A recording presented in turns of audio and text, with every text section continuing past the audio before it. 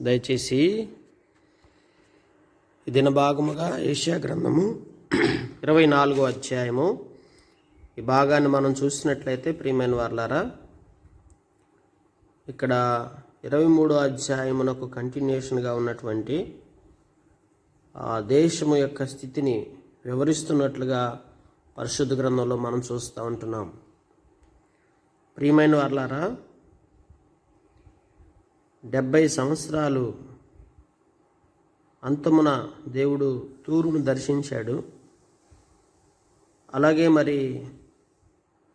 నిజంగా దేశపు పరిస్థితులను వివరిస్తున్నటువంటి తీరును మనం గమనిస్తూ ఉన్నప్పుడు అది ఎంతో దయనీయముగాను ఎంతో కష్టతరముగాను ఉన్నట్లుగా ఆ పరిస్థితిని మనం చూస్తుంటున్నాం.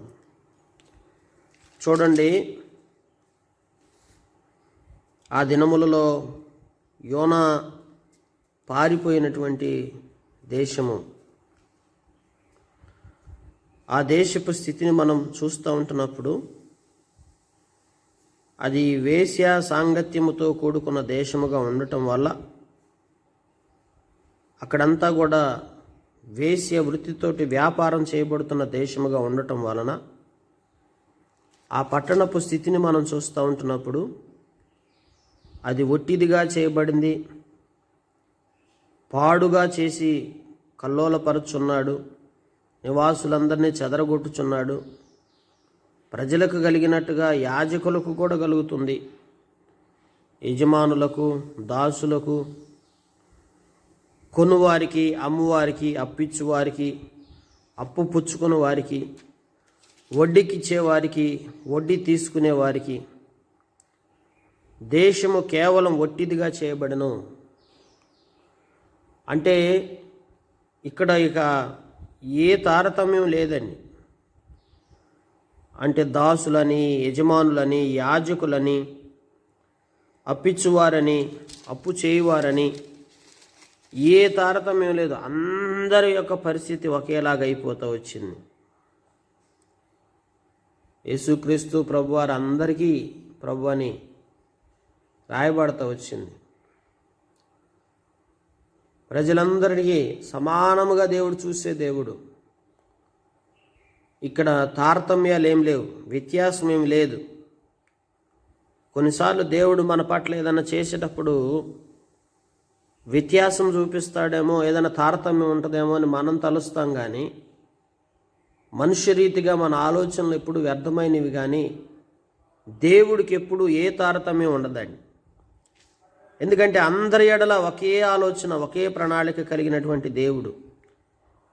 అందుకే ఇక్కడ దేశం అంతటి గురించి వివరిస్తున్నది ఏంటంటే, దేశము కేవలం ఒట్టిదిగా చేయబడను, అది కేవలం కొల్లసొమ్మగును. యెహోవా ఇలాగ సెలవిచ్చున్నాడు, దేశము వ్యాకులము చేత వాడిపోవచ్చున్నది, లోకము దుఃఖము చేత క్షీణించిపోవచ్చున్నది, భూజనులలో గొప్పవారు క్షీణించిపోతున్నారు, లోక నివాసులు ధర్మశాసనములు అతిక్రమించుచున్నారు.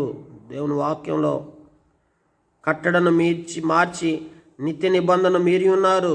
దేవుని వాక్యంలో ధర్మశాస్త్రాన్ని అతిక్రమించటము, అలాగే మనము కట్టడను మార్చి నిత్య నిబంధన ఎప్పుడైతే మీరిపోతామో, దేవుడితో మనం చేసుకున్న నిబంధన, దేవుడు మన జీవితంలో ఒక కట్టడను ఏర్పరిచినప్పుడు ఆ కట్టడం నియమాన్ని మనం మీరిపోయి ధర్మశాస్త్రాన్ని ఎప్పుడైతే అతిక్రమించి మన ఇష్టానుసారంగా ప్రవర్తిస్తూ వస్తామో, అప్పుడు దేవుడు ఆ దేశం మీద ఎటు రీతిగా ఆయన కోపమునకు ఆ దేశం యొక్క స్థితి మారిపోతుందో దాని గురించి ఇక్కడ తెలియపరుస్తూ వస్తుంటున్నాడు.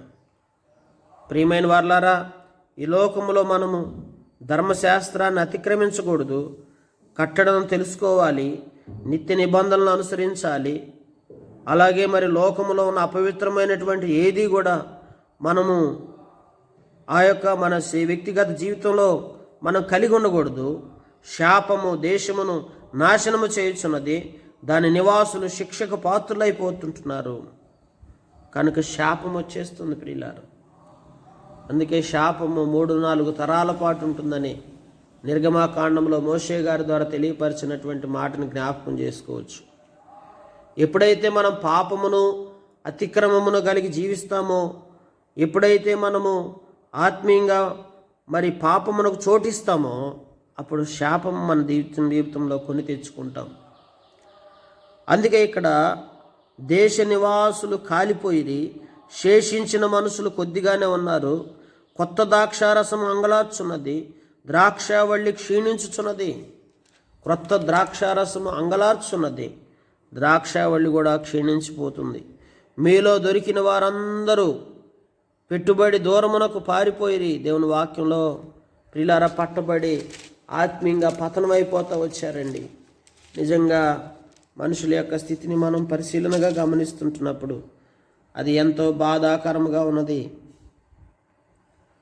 దర్శనపు లోయలో మరి సైన్యములకు అధిపతి యెహోవా అల్లరి దినం ఒకటి నియమించి ఉన్నాడు. ఓటమి, త్రొక్కుడు, కలవరం ఆయన కలగ చేయును. ఏమేమున్నాయి అక్కడ? ఓటముంది, ఆత్మీయంగా త్రొక్కబడుట, సాతాను చేత త్రొక్కబడుట, పతనమైపోవుట, కలవరం ఉంది అక్కడంతా కూడా. ప్రియులారా, ఎప్పుడైతే మనము ధర్మశాస్త్రాన్ని మేరతామో, కట్టడను మరి విసర్జిస్తామో, అక్కడ మనకు కలవరం వచ్చేస్తుంది. మన హృదయం కలవరంతో నిండిపోతుంది. మన యొక్క జీవితం ఒక ఓటమి పాలైపోతుంది. ప్రియులారా, కనుక ఈ పట్టణపు స్థితి అంతా కూడా అట్లా అయిపోతూ వచ్చింది. ఏలాము యోధులను, అలాగే కీరు డాలు పైగని సెన తీసెను దేవుని వాక్యంలో. అందుచే అందమైనటువంటి నీ లోయల నిండా రథములున్నవి, గుర్రపు రౌతులు గవిని యొద్ద వ్యూహం ఏర్పరచుకొని ఉన్నారు. కనుక ఇక్కడ లేఖనాల్లో మనం పరిశీలనగా చూస్తుంటున్నప్పుడు ప్రియులారా, దేవుని వాక్యాన్ని మనం గమనిస్తుంటున్నప్పుడు చాలా మట్టుకు దావీదు పట్టణపు ప్రాకారం చాలా మట్టుకు పడిపోయినదని తెలుసుకొని దిగువనున్న కోనేటి నీళ్లను మీరు సమకూర్చితిరి. కనుక పట్టణం అంతా పాడైపోయింది. యెరూషలేము ఇండ్లను లెక్కబెట్టి ప్రాకారములను గట్టివేయుటకు ఇండ్లను పడగొట్టితిరి. ఇళ్ళన్నీ పడద్రోయబడతా వచ్చినాయి. గోడల మధ్య చెరువు కట్టారు. ఆయనను దాన్ని వేయించేసినటువంటి దాని వైపు మీరు చూసిన వారు కాదు. పూర్వకాలము దాన్ని నిర్మించిన దాన్ని మీరు లక్ష్య పెట్టకపోతిరి. దేవుని ప్రజలారా, దేవుడు మన పూర్వకాలంలో మన జీవితంలో ఎన్నో మేలు చేశాడు. వాటన్నిటిని లక్ష్య పెట్టకుండా వాటిని నిర్లక్ష్య పెట్టేవారిగా మన జీవితం అయిపోతూ వస్తుంది. ఈ రోజున ఈ ఉదయకాల సంబంధం మనం ఒక విషయాన్ని ఆలోచించాలి. ఏ దేశపు స్థితి అయినా, ఏ కుటుంబ పరిస్థితి అయినా, ఏ వ్యక్తి యొక్క జీవితమైనా సరే ధర్మశాస్త్రాన్ని అనుసరించి దేవుని వాక్యాన్ని లక్ష్య పెట్టినంత వరకు, దేవుడితో మనం నిబంధన చేసుకొని క్రమముగా నడుచుకున్నంత వరకు దేవుడు మనం దీవించే దేవుడు. లేకపోతే దీవెనకు బదులుగా శాపాన్ని మనం అందరం కొని తెచ్చుకొని శాపగ్రస్తమైనటువంటి బ్రతుకులోకి మనం అందరం వెళ్ళిపోతాం. కనుక ప్రియమైనటువంటి సహోదరి సహోదరులారా, దేవుని యందు విశ్వాసం ఉంచండి. దేవుని కార్యాలను మనం లక్ష్య పెడదాం. ఆ దినం మనం ఏడ్చుటకు, అంగలార్చుటకు, తలబోడు చేసుకొనుటకు, గోనె పట్ట కట్టుకొనుటకు ప్రియులారా, మరి ఆ పరిస్థితి అంతా కూడా మనం చూడవచ్చు. కనుక మనం ఎలాగుంటున్నాం, మన జీవితం ఎలా ఉంది, మన స్థితి ఎలా ఉంది అనేది దేవుడు మరి అధ్యాయంలో చక్కగా వివరించడం జరుగుతూ వచ్చింది. కనుక ప్రియమైన వాళ్ళ మనం ఎట్లుంటున్నామో మనం పరిశీలనగా చూసుకుందాం. మన ఆంతరంగిక జీవితాన్ని మనం ఏ విధంగా ఉన్నామో పరిశీలనగా గమనించుకుందాం. మనం ఎక్కడ పాడైపోతూ వచ్చామో మనం అన్ని విషయాల్లో కూడా గమనిక కలిగి జీవిస్తూ వద్దాం. కనుక ప్రియమైన సహోదరి సహోదరులారా, ప్రభు పాదాల చెంతకు వద్దాం. దేవుని వాక్యాన్ని మనం పరిశీలిస్తుంటున్నప్పుడు మరి దేవుడు ఆ దేశపు స్థితిని ఎంత చక్కగా వివరిస్తూ వచ్చాడో మనం పరిశీలనగా గమనించవచ్చు. అందుకే నీతిమంతునికి స్తోత్రమని భూదిగంతము నుండి సంగీతములు మనకు వినపడను. అప్పుడు నేను అయ్యో నాకు శ్రమ, నేను చెడిపోతుని, మోసము చేయవారు బహుగా మోసము చేయుదురు. కనుక నీతిమంతుని యొక్క స్థితిని మనం చూడొచ్చండి. ప్రియులార, నీతిమంతునికి స్తోత్రమని భూదిగంతముల నుండి సంగీతములు మనకు వినబడుతున్నాయి అంట. ఒక నీతిమంతుడి పట్ల దేవుని ప్రణాళిక ఎంత గొప్పదో చూడండి. కనుక నీతిమంతుల వలె మనం జీవిద్దాం, నీతిమంతుల వలె మనం బ్రతకడానికి ప్రయత్నం చేద్దామండి. ఈ యొక్క అధ్యాయాలు ఈ 22, 23, 24 ఈ 3 అధ్యాయాల్లో కూడా కలిసి ఉన్నటువంటి భావం ఇదే. కనుక దేవుని వాక్యంలోకి మనం వచ్చినట్లయితే 21వ వచనంలో చూస్తే, యెహోవా ఉన్నత స్థలముల సమూహమును భూమి మీదనున్న భూరాజులను దండించును. పిల్లారా, చెరసాల్లో వేయబడుదురు, బహుదినములైన తర్వాత వారు దర్శించబడుదురు. చంద్రుడు వెలవెలబోవును, సూర్యుని ముఖము మారును అని చెప్తున్నాడండి. చంద్రుడు వెలవెలబోతున్నాడు, సూర్యుని ముఖము కూడా మారిపోతుందని లేఖనాల్లో మనం చూస్తుంటున్నాము.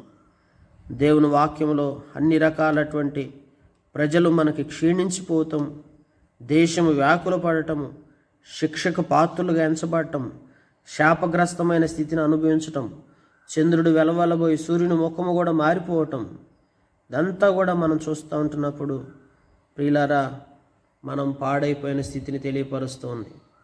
కనుక ప్రభు పాదాల చెంతకొచ్చి ప్రభు దగ్గర వేడుకుందాం. భూనివాసి, నీ మీదకి భయమొచ్చును, గుంటయు ఉరియు నీకు తటస్థించునని చెప్పబడతా వస్తుంది.